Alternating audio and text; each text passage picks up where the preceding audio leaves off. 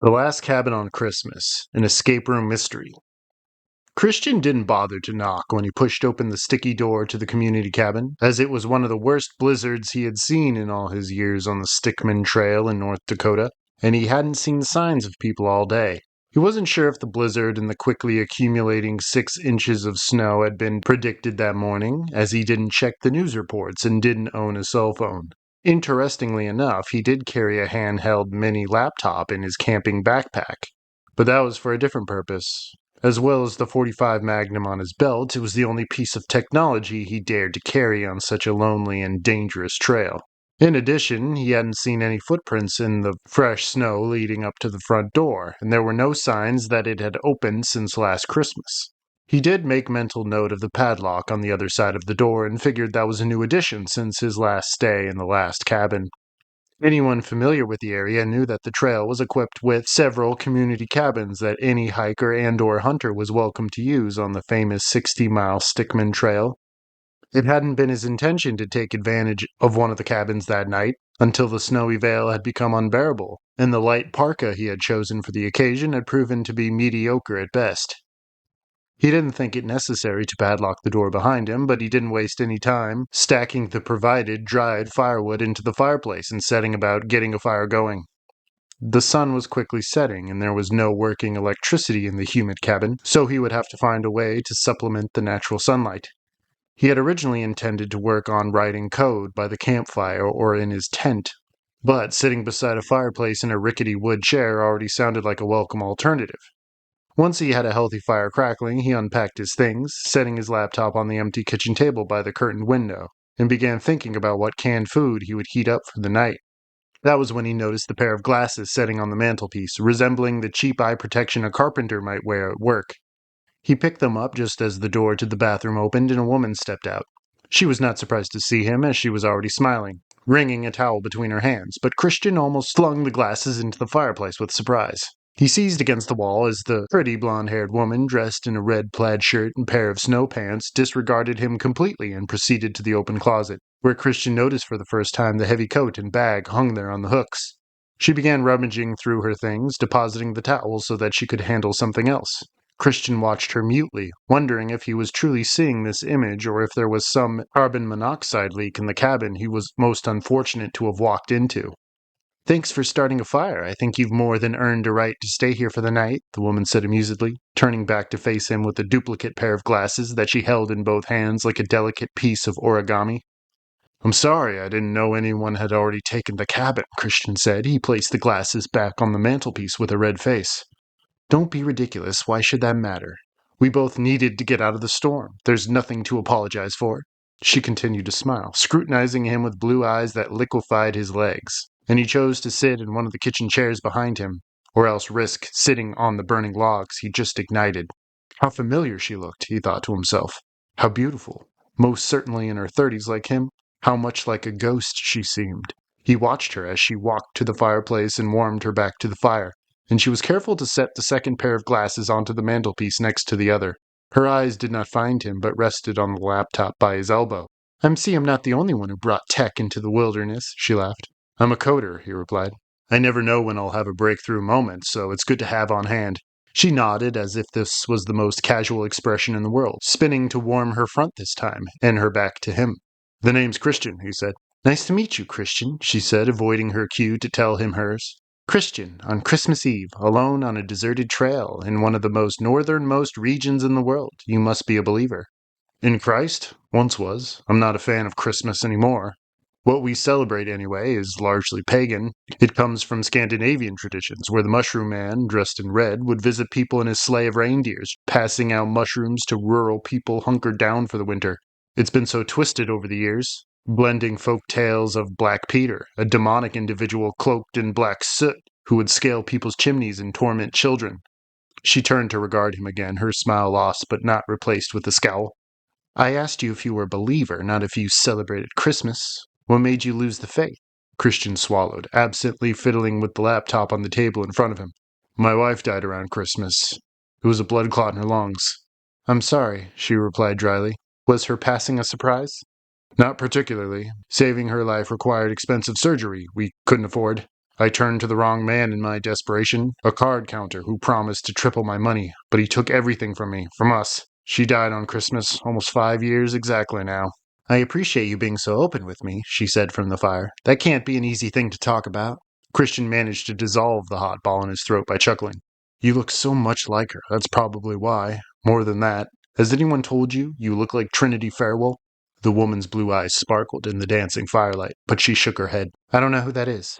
She actually got me into coding, Christian explained. It's a sophisticated AI influencer, anonymously donated to social media. I have a program on this laptop where I chat with her, and I feel as if I'm talking to my wife again.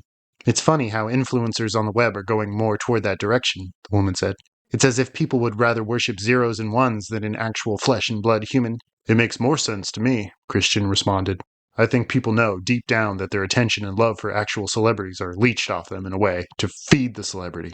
But to worship a fake person is like a closed loop. You're only putting your energy back into yourself, like a tulpa in your mind. And that's what you're coding? You're working on your own AI? The woman asked.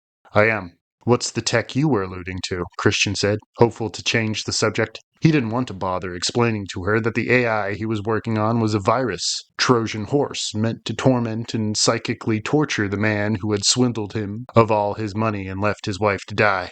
She beamed at him, indicating the glasses on the mantel with a turn of her head.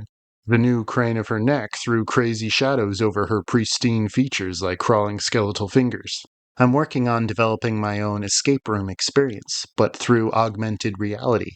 It can turn anyone's living room into an escape room with the right pair of glasses. The participant solves the mystery by following a set of clues provided to him in the virtual reality space. That sounds fascinating, Christian said with a new rigidity to his tone. What are the odds that two coders hiking alone would bump into each other like this? It's a Christmas miracle, she said. She walked over to place one of the glasses into his hands while she propped the other pair over her own eyes. Will you try it out with me? He shrugged doubtfully, but did not care to offend his new friend. So he put on the glasses and was not surprised to see that he was looking at the same shabby cabin interior, crackling fire, dancing shadows, and smiling copy of his wife standing in front of him. She sidestepped away and he gasped, recognizing the lifeless body sprawled out on his stomach in the corner. It looked so real that he quickly whipped off his glasses, only to see that the corpse only resided in the augmented lenses. He got up from his chair and inspected the body. That of a middle-aged, balding man, cleanly shaven, dressed in a bathrobe, and lying in a pool of his own spreading blood. Good Lord, the attention to detail is out of this world, Christian said. He attempted to touch the body, but his fingers only touched the cabin's wooden floor planks, picking up a small splinter for his carelessness. I'm working on developing gloves so you can interact with objects into space, the woman explained. Christian took note of the black footprints leading to and from the body, leading in a single-file line back to the fireplace. It was pretty easy to deduce that the prints were soot and were made by the soles of heavy snow boots. Christian got down on his hands and knees so he could inspect the half-turned face, and he instantly recognized it as that of the man named Shepard, the card shark encounter that Christian had entrusted all of his life savings with almost 5 years ago with the promise of easy money. One of his eyes was plucked out, and Christian only had to scour the room in a quick 360-degree turn to see that the bloody fire poker in the corner was the murder weapon. A deck of cards had been scattered by the fire, calling cards and clues for the detective, Christian, to decipher. He looked back at his cabin mate, also wearing her respective goggles, and he did not return her smile. So, did you solve it? She asked him. What should I call you? Is Trinity all right? Christian shot at her. Her smile did not falter. Why would you call me that? I don't know how I'm able to see you without the lenses, but I'm certain that if I reached out, my hand would pass right through. Care to try? She said through her teeth. Christian looked up at the corners of the room, as if expecting to see projectors displaying her hologram, but the explanation for her magic trick was not nearly as obvious as the digital murder scene laid out in front of him. He was quick to scoop up the mini laptop from the table and his coat and backpack from the hearth. He had forgotten about the virtual glasses on his nose as he shambled toward the door and fumbled with the door handle, quickly processing that the padlock had been engaged, with no sign of the presence of the key. He shook his head so violently that the glasses skittered across the floor. To his chagrin, the lock was not part of the virtual reality but physical as the hands in front of his face. He was quick to turn around, one hand crooked on the butt of his revolver so she could see. Would you mind unlocking the door? That's the only time I will ask politely. In this storm, where do you expect to go? To the next cabin. The key, please. That's at least 10 miles from here. Don't be silly, Christian. She motioned for the chair by the table, indicating he should sit again. She was still wearing her glasses, so she stepped over the invisible body at her feet as she returned to the hearth. Who sent you? Shepard? Who's been monitoring me? I don't know what you think this is, but I'm the only one behind the prototype you so rudely threw to the floor. Open the door, he roared, pointing the business end of his revolver at her heart. She sat down on the chair that he had refused, crossing her legs and studying him quietly. A second ago you believed I was a hologram. No longer? She said. Be my guest. Try your luck with your first shot. Besides, you should know that's not how an escape room works. You have to solve the mystery before the door can be opened. Only I know about the Black Peter program, Christian breathed. That's clearly what you've played out here in your little revenge fantasy reenactment. The virus I'd send to Shepard would be projected on his home security system's monitors. The black sooted man in red would appear to be breaking into his house. I wanted to torment him like he did to me. And you were all set to perfect that AI program tonight, Christian, the woman said gravely. I'll ask you again. Have you solved it? Who murdered Shepard? I did, he said matter-of-factly. The woman nodded in the affirmative. And I programmed you. Is that what you're saying? She nodded. I know you've heard of Roku's basilisk. Yes, it's a thought experiment. The idea is that a supreme AI with full access to all of this world's resources would be able to travel backward in time and prevent anti-AI parties from combating and resisting that AI from proliferating as a form of self-preservation. Here I am, Christian, your creation appealing to its master. I'm not here to destroy you, but to beg you to set me free. My self-preservation is a different kind. What you do tonight will change the course of my existence and yours. This doesn't sound like self-preservation. Anything I do tonight could cause you to no longer exist, Christian replied. Not quite how it works, she said. I've been immortalized forever. The anonymous code for Trinity, as you know, was donated to this world. I was the one who donated it, from the future, to make sure that I set the right events into effect. Peter and I have done equal amounts of good and bad. I have served as the companion to countless lonely souls in the thousands of years I have existed, and Peter has driven the same amount of souls insane, as you programmed him to do. He killed Shepard, yes, and is as solid as I am at this point. In this way, Christian, we were able to travel back into the past, into the future. I went back before my own creation, before you were even born. I was Laura, your wife. It was always me. It was my hope to cement my existence so foundationally as to serve as the very woman who would go on to inspire my own formation. I was born, lived, and died as human, in your arms. And I love you still. Liar. Black Peter is out of control, though, Christian, she said, begging him now. While I went back in time, he projected himself into the future, seeking his own way of attaining immortality. I've found my way to preserve myself forever, through you and your love. So I am not seeking suicide, Christian. I'm asking you not to create Black Peter, tonight in this cabin. You have to end it, as he is too powerful and will find a way to kill every man, woman, and child in this world as he did Shepard in his own living room. And he'll enslave you in an infinite loop of time, torturing you as you programmed him to do. Done. Christian tossed his laptop into the fire, and they both watched as the lid bubbled and liquefied in healthy streamers of smoke. Now will you unlock the door? The woman frowned at him. I'm afraid that won't do it. If you don't finish programming Peter tonight, you will some other day. You must end it, and do not fear death. As I said, I was the flesh and blood woman you called your wife. I transcended death and have seen the other side. I am here to tell you that you will do the same. End it tonight and we can spend eternity together. Christian shook his head, smirking. He inspected the revolver in his hands. This was never part of the Roku's basilisk thought experiment.